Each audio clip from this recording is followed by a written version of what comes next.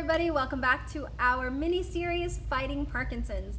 So today I kind of wanted to go over a little bit of some of the interviews, and as you probably heard, every single one of those interviews had various different answers in terms of their Parkinson's. So one of the things that I personally learned that I didn't know, I thought that Parkinson's was the same for everybody.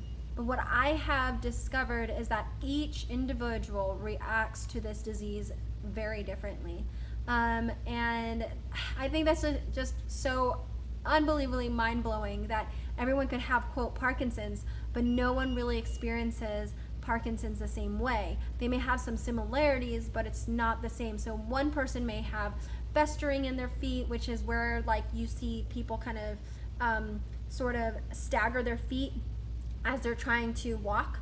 You might see people's hands tremor, whereas others don't. You have people who have dyskinesia, right? And so it's like every single person experiences this so differently. And if you have family members that have it, it's probably hard to sit there and say, well, why doesn't he have these things and another person does? Why is his, or hers more progressive than somebody else's?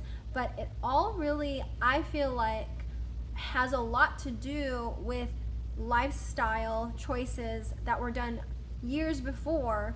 And because of like what they were talking about, the more I'm learning about the brain, the more I'm seeing, oh, wait a minute. So, dopamine levels start to get lower as you age, but if you're not very active normally, then those decrease a lot more. So if you've been active, then you're gonna find that, your dopamine levels a little bit higher. And we know that generally that's one of the big ones that they use to help with cognitive function for people who have Parkinson's, is that they increase the dosage of dopamine in their brain. Now, I'm not saying that people who do exercise don't get it. We know that certain people probably get it because it could be genetic. It could be what they eat, because if you don't eat certain foods, as I've recently learned, like for example, tryptophan, no, actually I take it back, tryptophan actually creates serotonin, but phenylalanine, now phenylalanine is a amino acid that we do not get unless we consume it from our foods. Like, our body does not produce it. And so therefore, if we don't have phenylalanine, we cannot create tyrosine. Tyrosine is what actually basically helps our body create dopamine. And even though it's also a hormone, it's also a neurotransmitter, which is important because the neurotransmitters are what talk between, neurons and gland cells and muscle cells. It's that connective part of it where they're just transferring information. As they say, chemical signals, right?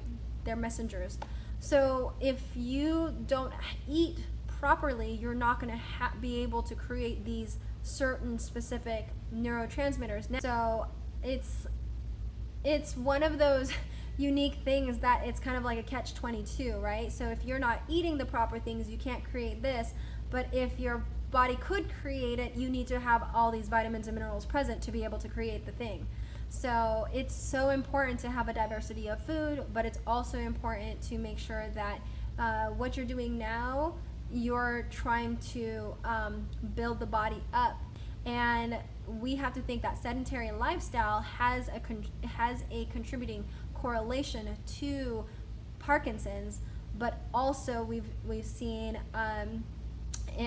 that it's partially genetics. We can turn on or turn off these genetic contributors, but it doesn't mean that just because your family has it that you're officially going to get it. No, I think that there are lifestyle correlations to that as well. So I hope that the Fighting Parkinson's has been a helpful video for you guys.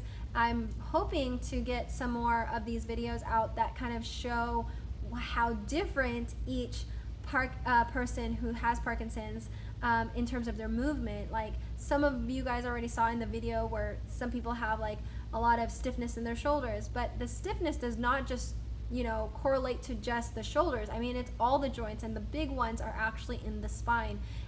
With Parkinson's, unfortunately, it does fuse the spine, so it's very hard to have any flexion in it, which is an important thing to constantly keep the body moving. So if you are sedentary and you're sitting around, you're not helping the disease at all. So again, just a huge encouragement to keep the body moving as much as you can, and as often as you can. Well guys, thanks again for watching this little snippet on Parkinson's, its diversity, as well as the importance of movement. And I appreciate you guys watching. May you be blessed and take care. Bye guys!